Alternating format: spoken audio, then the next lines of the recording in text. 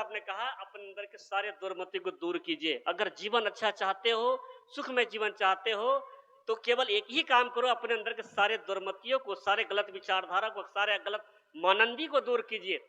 उसके अलावा और कोई दुनिया में कोई चारा नहीं है, उससे कोई हल नहीं है। लोग कहते हैं एक लोटा जल सारे समस्या का हल। क्या बोलते हैं? एक लोटा जल सारे समस्या का हल। सदगुरु कबीर साहब ने कहा ये गलत। उसने कहा करिए नित संग को बाधा सकल मिटाए। सभी बाधाओं को, सभी दुखों को जड़ से अगर मिटाना चाहते हो तो आपको सत्संग कीजिए, क्योंकि सत्संग में आकर ही आपको इन सारे चीजों का बोध होगा, इन सारे चीजों को खुलासा हो सकता है। हम सत्संग नहीं करते हैं। सत्संग के नाम में आजकल केवल नाचा गम्मत होता है। सत्संग के काम में केवल नचा रहे, कुदा रहे, एक से एक संगीत बताते, एक से एक फिल्मी संगीत बजाते रहते हैं, नाचते रहते, एक नचाने वाले रखे रहते हैं। कि इसको सत्संग होता है क्या? कबीर साहब ने कहा देह हलाए भक्ति नहीं हुई। देह हलाने से, नचाने से, सुखाने से, दुखाने से कोई भक्ति नहीं होती है। भक्ति है आदमी की क्या, जो अपने विचारों को शुद्ध रखना भक्ति कहलाता है। अपने आदत को सुधारना भक्ति कहलाता है। नाचने कूदने से कोई भक्ति होती तो नाचने वाले बहुत है। फिल्मी स्टार कितने लोग होते हैं, कितने नाचे रहे हैं, रोज 8 दिन नाच रहे हैं कपड़ा उतार के अपने, लेकिन कहाँ उनकी मुक्ति मिल पाती है। इसीलिए साहब ने कहा सकलो दुर्मति दूर करो, अच्छा जीवन बनाओ, अपनी जिंदगी को अच्छा बनाइए। और अपने जीवन अच्छी बनाना चाहिए। है हमारी स्वतंत्रता हमारे हाथों में है। हम अच्छे मकाम बनना न बनाना हमारे बस की बात नहीं है। हम धनवान नहीं हो सकते, हम नेता नहीं हो सकते। हर कोई प्रधानमंत्री नहीं बन सकता है, हर कोई राष्ट्रपति नहीं बन सकता, हर कोई मुख्यमंत्री बन सकता, हर कोई क्या बोलते उसको, गांव का सरपंच नहीं बन सकता है क्या? सब लोग नहीं बन सकते। लेकिन अपनी जिंदगी को हम निर्विकार बना सकते हैं, अच्छे स्वभाव बना सकते हैं, अच्छी आदत से जी सकते हैं, सुखमय जिंदगी जी सकते हैं। हर व्यक्ति की अधिकार है ये हर व्यक्ति का अधिकार है ये। इसलिए हर व्यक्ति को अपने आदत, अपनी जिंदगी को बनाना चाहिए, अच्छे बनाना चाहिए। अच्छी जिंदगी जियो। अच्छी जिंदगी का मतलब बहुत पढ़ा लिखा होना नहीं। अच्छी जिंदगी मतलब अपनी आदत को अच्छी बना के रखना, अपने स्वभाव को अच्छे बना के रखिए, यही जिंदगी की अच्छी कामना होती है। तो साहब कहते हैं शकलो दुर्मति दूर करो, अच्छा जीवन बनाओ। काग गौन गति छाड़ के हंस गौन चल जाओ। काग मन होते कौवा। कौवा का क्यों उपमा देते हैं साहब? कहा जाता है कौवे के 5 प्रकार का अवगुण होते हैं। क्या? पहली बात, कौवा उसकी वाणी कर्कश। कौवा हमेशा कर्कश वाणी बोलता है, काव काव बोलता है। उसके बोली को ज्यादा लोग पसंद नहीं करते हैं। आपके घर में, चौराहा में, पेड़ में, आंगन में अगर कौवा ज्यादा बोलेंगे तो आप ज्यादा देर सुन नहीं पाएंगे। आप तुरंत पत्थर मार के, डंडा मार के भगाना पड़ता है उसको। क्यों? उसकी वाणी कर्कश होती है। दूसरा चीज, कौवा की खान पान गलत है। कौवा हमेशा गलत चीज खाते हैं। दाल भात भी खाएगा, खीर पूड़ी भी खाएगा, मैला भी खाएगा और सड़े मांस भी खा लेगा। खान पान गलत। तीसरा चीज, कौवा हमेशा गलत जगह बैठता है, हमेशा गलत जगह बैठता है। चौथा चीज, कौवा अंदर में दुर्बुद्धि है, संशय रहित, संशय होता है। कौवा हमेशा शांति से नहीं बैठता। कौवा हमेशा इधर उधर देखते रहे। क्यों? इसको संदेह रहता है कोई मुझे मार न दे, कोई हमेशा मुझको कोई पकड़ ना ले, कोई मुझे दुख न दे, कोई पीड़ा न दे, ऐसा उनको अंदर संदेह रहता हमेशा। पांचवा चीज, कौवे के अंदर दुर्बुद्धि है। उसको सच क्या है, झूठ क्या है, क्या खाना, क्या पीना, क्या व्यवहार करना, कैसे बोलना, कोई जरा भी विवेक विचार नहीं होता। उसका नाम कौवा है। अगर ये 5 प्रकार का दोष जिस व्यक्ति के पास हो, चाहे वो आपके भेष वाला हो, चाहे आपके भेष वाला हो, चाहे हमारे भेष वाला हो, वो कौवा है। कबीर साहब ने कहा उसी को कौवा कहा गया है, जिसका बोली बेकार है, जो गलत बोलता हो, जिसका खाना गलत, जिसका संगति गलत, जिसका उठना बैठना गलत, जिसका सोच समझ विचार गंदे, ऐसे आदमी तो कौवा है। कौवा गलत होते ना। तो कौवा के 5 प्रकार का दोष सदगुरु कबीर साहब कहते हैं ऐसे आदत को छोड़ो, कौवे जैसे आदत को छोड़ दीजिए अगर जिंदगी अच्छा चाहते हो तो। ये कौवे जैसे हरकत को छोड़ो, काम मत करो। सुबह से लेकर शाम तक आदमी काम लगे। कई घरों में देखता हूं मैं, सुबह से लेकर शाम तक काम झगड़ा, सास बहू का झगड़ा, दरजादी जठनी का झगड़ा, पड़ोसी का झगड़ा। ऐसी महाराष्ट्र में एक बार मैं आया था, तुमसर में, बहुत पहले, जिसके घर एक घर रुका था तो सुबह 5 बजे झगड़ा चालू हो गया। और वो मराठी भाषा में क्या क्या बोलते समझ से बाहर है। तो घर वाले से पूछा भाई क्या हो रहा है? अरे साहब क्या कहें, ये सुबह 4 रोज का रोज झगड़ा है इसका। तो ऐसे घर में गाँव-गाँव में तो कौवा भी नहीं बैठते। वो भी सोचता अरे बाबा यहाँ तो गोरे-गोरे कौवे हैं, ऐसे घर में कौन बैठेगा? तो इस प्रकार से आदमी काँव-काँव वाणी का संयम कीजिए। कबीर साहब ने बहुत सारे साखी शब्द कहा है। बोलना का सो बोल रे भाई, बोलत ही सब तत्व न साई। बोलत बोलत बारू विचारा, सो बोले सो पड़े विचारा। मिले संत बचन दो कहिए, मिले असंत मौन हो रहिए। पंडित से बोले हितकारी, मूर्ख से रहिए झकमारी। कहे कबीर अर्धगत डोले पूरा हो, विचार कर बोले। हमको विचार करके बोलना चाहिए। प्रकृति ने हमको बहुत बड़ा वरदान दिया, बोलने की कला। दुनिया में मनुष्य का ऐसा प्राणी है जो बोलता है, वर्णात्मक शब्द बोलता है। वर्णात्मक जैसे मैं बोल रहा हूं, आप बोलते हैं, उस टाइप के वर्णात्मक शब्द बोलते हैं। पशु पक्षी ध्यानात्मक शब्द बोलते हैं, उनकी वाणा ची पो का पू हंस ऐसा होता है। लेकिन आदमी जैसे स्पष्टवादी नहीं बोल पाते, जिनकी वजह से उसको कितना दुख उठाना पड़ता है, कितना कष्ट सहना पड़ता है। एक देखिए, अगर मुर्गा को बोलना आता, बकरे को, मुर्गा, जानवरों को अगर बोलना सीख जाते, आदमी से बोलते, तो शायद ये भी सरकार से आरक्षण मांगते।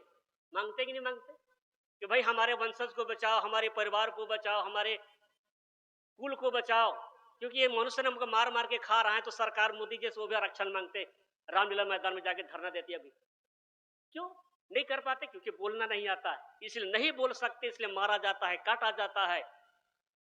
अब आदमी बोल बोल कर मारा जाता है, गलत ढंग से बोलने से, गलत ढंग से, गलत जगह बोलने की वजह से मारा जाता है, काटा जाता है।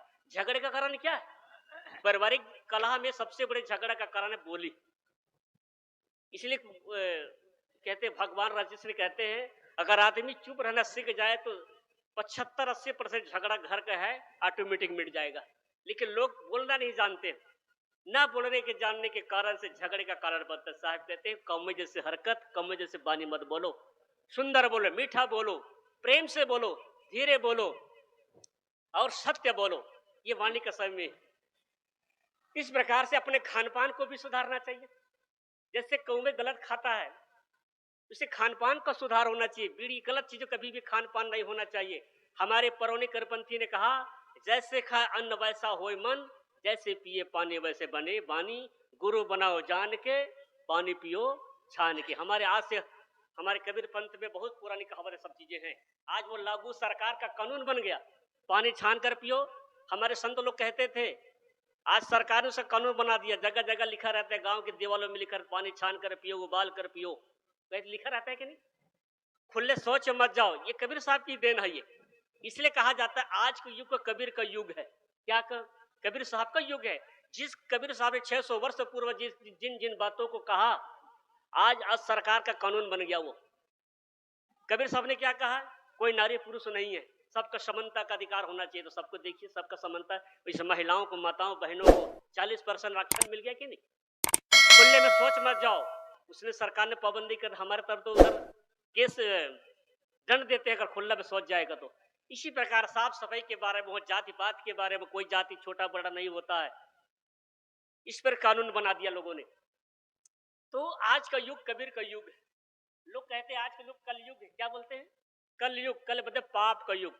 लेकिन ऐसा कुछ नहीं। कल युग होता है मशीन, युग बनता है समय। आज का युग मशीन का युग है। आज हम सारे काम मशीन से करते हैं। एक दिन में एक मशीन से, बिना मशीन के हमारा काम नहीं चल पाता है। एक बटन दबाते हैं आप, पताल का पानी आपके छत पे पहुंच जाता है। एक बटन दबाते हैं आप, आपके घर रोशनी से भर जाता है। एक बटन दबाते हैं आप, आपका घर गर्मी से भर जाता है, ठंडी से भर जाता है। हर मशीन, छोटी छोटी मशीन को हम लेके चलते रहते हैं। बिना मशीन का हमारा काम नहीं होता। ये कल बोलते हैं इसको, कल। कल माने मशीन और युग माने समय। तो आज का युग कौन सा युग है? मशीन के युग। पाप का युग कैसे हो गया? लोग, धार्मिक लोगों ने इसकी घोर निंदा करते हैं। बड़े बड़े मेरे सुनता हूँ भागवत पुराणों में कहीं भी सुनते रहते लोग, आज तो कल युग है, आज तो कल सच्चा साधु नहीं है, सच्चा माता पिता नहीं है, सच्चा लोग नहीं है, सच्ची ये नहीं है, सच्ची वो नहीं है। तो कौन सा युग अच्छा रहा बताइए मुझे? जिस सतयुग के लोग घोर घोर प्रशंसा करते, ऐसे युग में तो पूरा पाप था। जिस सतयुग में, द्वापर युग में, त्रेता युग में जिसको लोग दुहाई देते हैं, सतयुग में ऐसा था वैसा था, तो बड़े बड़े राक्षस पैदा हुआ करते थे। तो कुछ कोई युग अच्छा बुरा नहीं होता है। सब युग में अच्छे बुरे लोग रहे हैं। सभी युग में, जिसको हम त्रेता युग कहते हैं, द्वापर युग कहते हैं, सतयुग कहते हैं, ऐसे युग में बड़े बड़े अत्याचारी लोग रहे हैं। ऐसे युगों में बड़े बड़े अपराधी लोग रहे हैं, ऐसे युग में बड़े बड़े धर्मात्मा रहे हैं, बड़े बड़े ज्ञानी पुरुष रहे हैं।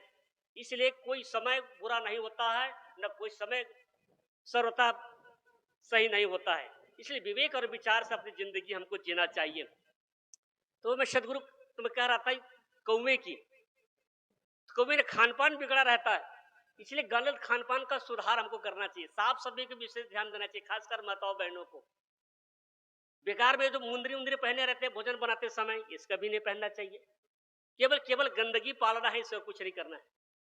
एक जगह क्या हुआ, एक वो बहन जी थी, वो नहा धो करके आई, घर निकली वो अपने बाथरूम से। अब उसका छोटा सा बच्चा था, साल 2 साल का। अब वो बच्चा कर दिया संडास। अब उसका उस महिला सोची चलो आंगने में टट्टी कर दिया बच्चा, पहले यही काम कर देता हूँ। उस बच्चे को कुला उला उसका साफ कर दिया, स्वच्छ किया, उस संडास को फेंक दिया बाहर। लेकिन वो हाथ मांझे नहीं वो, और पहने थे क्या, मुंदरी। अब उसी में उसका वो जो संडास था उसे घुस गया वो। अब वो हाथ ऐसे हल्का से धो दिए, और धोने के बाद क्या करते, वो तो रोज कर उसका नियम था, नहाने के बाद तुलसी माता को पानी डाल देते। अब तुलसी माता पानी डाल रहे तो उसके बाद नमन करते, तो ऐसा करती है वो। अब उसका नाक उसको मुंदरी के पास गया तो उसका सेंट आया होगा। उसे कहता है कि है माता, रोज तो सेंट देती थी, महकती थी, बढ़िया खुशबू देती थी, आज क्यों महक रही हो, बसा रही हो तुम, दुर्गंध दे रही हो। तो उसकी सास ने कहा पागल, भगवान ना खुशबू देती है ना बदबू देती है, तुम्हारा हाथ दिखाओ। हाथ दिखा तो उसके गंडे संडास लगा हुआ था। इसलिए कहा सफाई शुद्धता के नाम से थोड़ा ध्यान दीजिए। जिस बर्तन से, जिस कपड़े से आप भोजन बनाते हो, कपड़ा साफ रखना चाहिए आपका। चड्डी, पैंट, छाया, पोलखर, पैंट, शर्ट, ये सब कपड़े, वेस्ट कपड़ों का उपयोग नहीं होना चाहिए। लेकिन ऐसे घरों में, कितने घरों में ऐसे सब उपयोग किया जाते हैं, ये सब ध्यान रखना चाहिए। तो गंदे कपड़े को इस्तेमाल कभी, हम भोजन मानते हैं, उसे पर महाप्रसाद कहते हैं। उस महाप्रसाद को गलत तरीके से बनाना बहुत गलत है ये। क्यों, खाने वाला कौन चेतन है? घर में कौन खाता है? सास ससुर, अतिथि खाते हैं, संत महापुरुष आगे वो खाते हैं। तो कम से कम अपने भोजन का सुधार करना चाहिए। अच्छे साफ सफाई जगह हो, साफ सफाई बर्तन हो, साफ सफाई कपड़े हो, साफ जगह हो, ऐसे जगह में भोजन प्रसाद का निर्माण होना चाहिए और खिलाना चाहिए। इस प्रकार खान पान का शुद्धता सबसे बड़ी चीज है। लोग बड़ी बड़ी ज्ञान की बात करते हैं और बड़े बड़े पूजा पद्धति को देखा जाता है, लेकिन क्या होता, खान पान कोई सुधार नहीं है।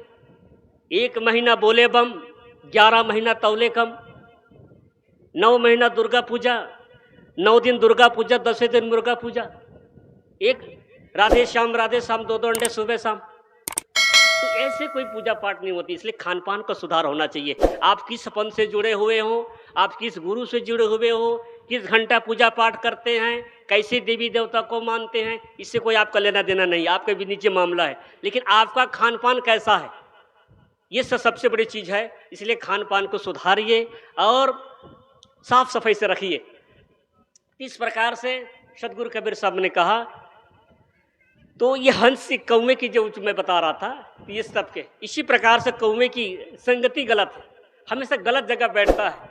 इसे संगत का असर आदमी के जीवन बहुत बड़ा असर पड़ता है। कपड़े को जैसा रंग मिले उसी रंग में रंगता है, जीवन का कन कन खिलता है।